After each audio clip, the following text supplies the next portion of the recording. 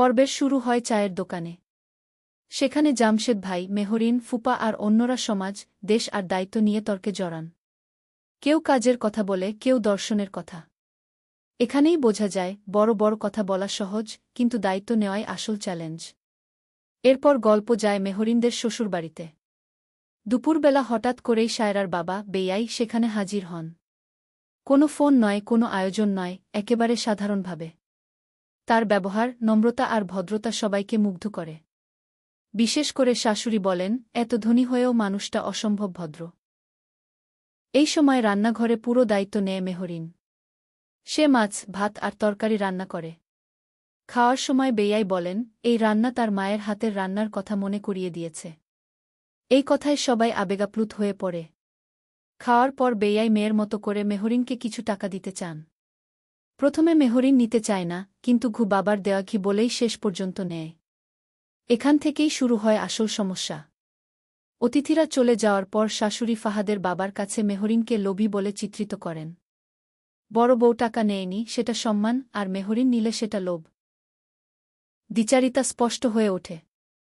রাতে স্বামীর আর মেহরিনের মধ্যে কথা হয়।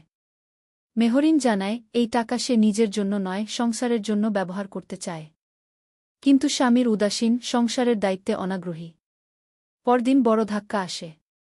দুপুরে হঠাৎ করে মেহরিনের বাবা-মা শ্বশুরবাড়িতে আসেন। হাতে অল্প ফল আর মিষ্টি। শাশুড়ি সঙ্গে সঙ্গেই বিস্ফোরিত হন। অভিযোগ তোলেন, মেহরিন নাকি বলেছিল তার বাবা মারা গেছে। তাহলে এ বাবা কোথা থেকে এলো? অতিথিদের সামনেই মেহরিনকে মিথ্যাবাদী আর ঘি ভয়ঙ্কর বলা হয় যে মেয়ে নিজের বাবাকে অস্বীকার করতে পারে, সে এই সংসার ধ্বংস করবে। কেউ মেহরিনের কথা শোনে না। রান্না নিয়েও অপমান করা হয়।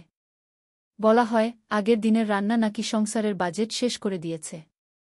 প্রতিযোগিতা চলবে না, জায়গা বুঝে চলতে হবে। মেহরিন নির্বে সব সহ্য করে। পর্বের শেষ দৃশ্যে মেহরিন তার প্রথম উপার্জন থেকে কেনা একটি ছোট উপহার এগিয়ে দেয়। কোনো অভিযোগ নয়, শুধু আত্মসম্মান। ২৭ নম্বর পর্বে কি হতে পারে? ২৭ নম্বর পর্বে গল্প আরও ভয়ঙ্কর মোড় নেবে। শাশুড়ি মেহরিনকে নিয়ে চূড়ান্ত সিদ্ধান্তের কথা তুলবেন। এই সংসারে সে থাকবে না যাবে? ফাহাদের বাবা দ্বিধায় পড়বেন, স্ত্রীর কথা শুনবেন নাকি সত্য বুঝবেন? পর্বের শুরু হয় চায়ের দোকানে। সেখানে জামশেদ ভাই, মেহরিন, ফুপা আর অন্যরা সমাজ, দেশ আর দায়িত্ব নিয়ে তর্কে জড়ান। কেউ কাজের কথা বলে, কেউ দর্শনের কথা। এখানেই বোঝা যায় বড় বড় কথা বলা সহজ, কিন্তু দায়িত্ব নেওয়াই আসল চ্যালেঞ্জ। এরপর গল্প যায় মেহরিনদের শ্বশুরবাড়িতে। দুপুরবেলা হঠাৎ করেই সায়রার বাবা বেয়াই সেখানে হাজির হন। কোনো ফোন নয়, কোনো আয়োজন নয়, একেবারে সাধারণভাবে। তার ব্যবহার, নম্রতা আর ভদ্রতা সবাইকে মুগ্ধ করে। বিশেষ করে শাশুড়ি বলেন, এত ধনী হয়েও মানুষটা অসম্ভব ভদ্র। এই সময় রান্নাঘরে পুরো দায়িত্ব নেয় মেহরিন। সে মাছ, ভাত আর তরকারি রান্না করে। খাওয়ার সময় বেয়াই বলেন, এই রান্না তার মায়ের হাতের রান্নার কথা মনে করিয়ে দিয়েছে। এই কথায় সবাই আবেগাপ্লুত হয়ে পড়ে। খাওয়ার পর বেয়াই মেয়ের মতো করে মেহরিনকে কিছু টাকা দিতে চান। প্রথমে মেহরিন নিতে চায় না, কিন্তু বাবার দেওয়া ঘি বলেই শেষ পর্যন্ত নেয়। এখান থেকেই শুরু হয় আসল সমস্যা। অতিথিরা চলে যাওয়ার পর শাশুড়ি ফাহাদের বাবার কাছে মেহরিনকে লোভী বলে চিত্রিত করেন। বড় বউ টাকা নেয়নি, সেটা সম্মান, আর মেহরিন নিলে সেটা লোভ। দ্বিচারিতা স্পষ্ট হয়ে ওঠে। রাতে স্বামীর আর মেহরিনের মধ্যে কথা হয়। মেহরিন জানায়, এই টাকা সে নিজের জন্য নয়, সংসারের জন্য ব্যবহার করতে চায়। কিন্তু স্বামীর উদাসীন, সংসারের দায়িত্বে অনাগ্রহী। পরদিন বড় ধাক্কা আসে। দুপুরে হঠাৎ করে মেহরিনের বাবা-মা শ্বশুরবাড়িতে আসেন।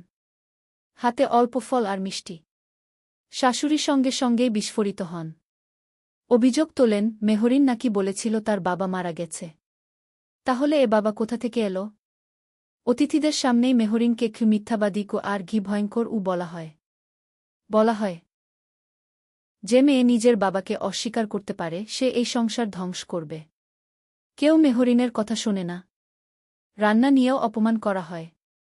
বলা হয়, আগের দিনের রান্না নাকি সংসারের বাজেট শেষ করে দিয়েছে। প্রতিযোগিতা চলবে না, জায়গা বুঝে চলতে হবে। মেহরিন নির্বে সব সহ্য করে।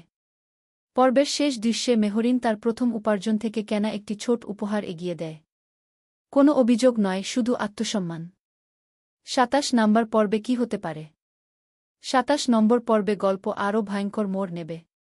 শাশুড়ি মেহরিনকে নিয়ে চূড়ান্ত সিদ্ধান্তের কথা তুলবেন।